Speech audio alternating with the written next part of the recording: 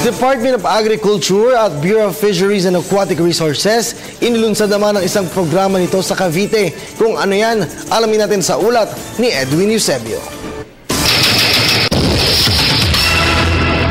Sa pagtutulungan ng Department of Agriculture at BIFAR o Bureau of Fisheries and Aquatic Resources, inilunsad ngayong araw ang 252 CFLC o Community Fish Landing Centers dito sa bayan ng Tansa, Cavite. Pangunahin sa mga opisyal ng national government at dumalo rito sina Senadora Cynthia Villar, na chairperson ng Senate Committee on Agriculture Food.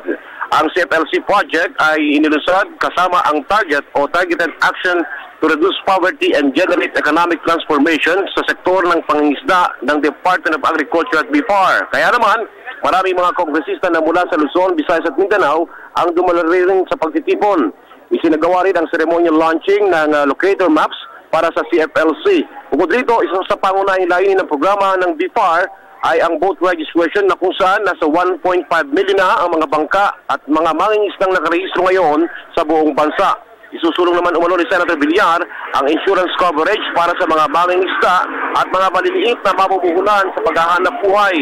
Nagpahayag ng mensahe naman ng suporta sa programang ito ng BIFAR o ng BIFAR at DA, sina Secretary Jose Eliseo Rocamora ng National Anti-Poverty Commission at maging si Labor Secretary Rosalinda Baldos.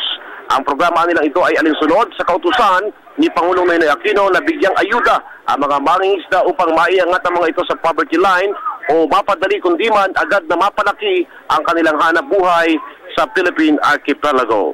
Para sa Telebisyon ng Bayan, Edwin Eusebio.